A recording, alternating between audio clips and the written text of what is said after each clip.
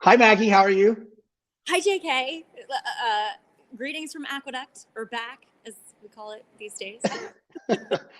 I can see that that's a noticeable background that reminds me a little bit of watching the show. So looks like Recognizable? you're about, yeah, looks like you're about to be on the desk. A little desk I am. action for you.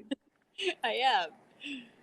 Well, I wanted to talk a little bit about the juvenile fillies, and I wanted to talk to you specifically because obviously the 2 year olds are something that are very near and dear to you. You're on for every 2 year old race at Saratoga, so you've seen all of these horses, and one of them specifically, who's likely to be the morning line favorite, is Chocolate Gelato, who we expected a lot from on debut. She didn't run particularly well. Then she came back.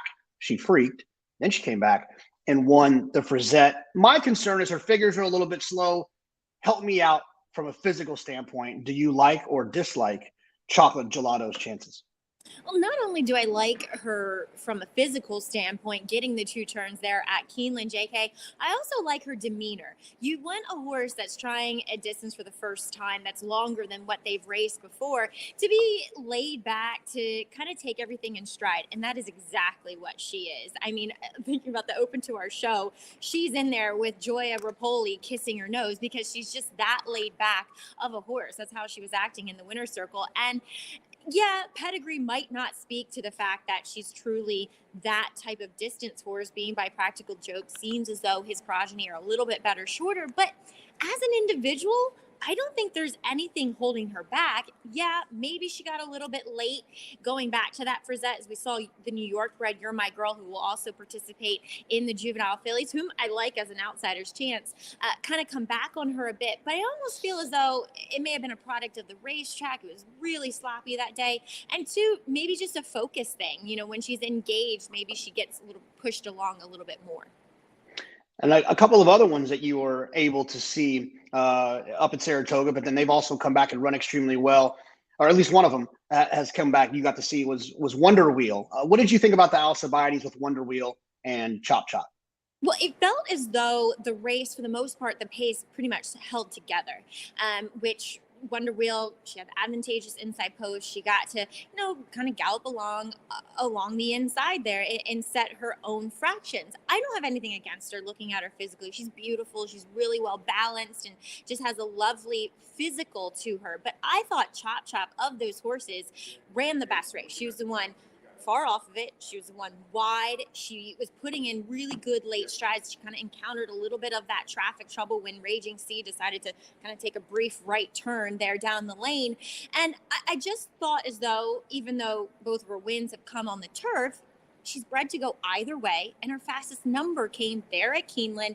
And it feels as though there are a lot of horses that can go, that could be forward in here, that could set things up nicely for her, for Brad Cox, who, let's face it, in his somewhat, relatively speaking, brief career, knows how to win Breeders' Cup races. So we've got two big races, obviously, leading into this race, the Alcibiades and the Frizette. There's one more horse I wanted to talk about out of the Frizette. Another horse you were able to see a bunch so far is Leave No Trace.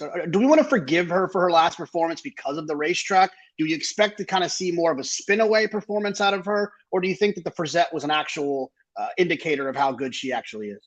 Right. It feels as though numbers wise, she's kind of in a straight line. There's been no upward. There's been no, regression. It's just kind of, maybe that is what she is. And she's going to have to run faster to be competitive and to be, in the top three for the Juvenile Fillies.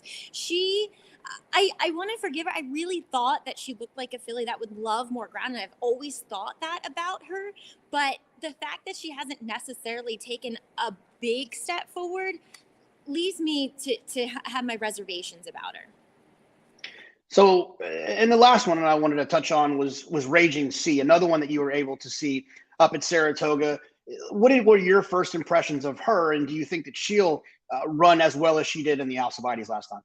Right, she lost for whatever reason. She spooked down the lane. I don't know why. Chalk it up to inexperience. I'm not sure. But she is one that I think actually moves forward from the Alcibiades. It was only her second start. She was on top of the pace, chasing the whole way. She stayed on. She won a determined effort in her debut. She took that step forward in her subsequent start. Why can't she take another step forward? And she gave me that impression physically, that she was this big frame of a filly by Curlin, and that there was some furnishing to do.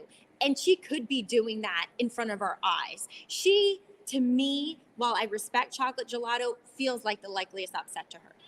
So the last question I'll get you with here is, so of all the horses we've discussed that you were able to kind of put your eyes on in the flesh, which one from a physical standpoint kind of excites you the most? Maybe they haven't done everything you'd wanted them to do on the racetrack, or maybe they have, but which one kind of gives you that they could take another step forward if they can kind of live up to how they looked from a physical standpoint?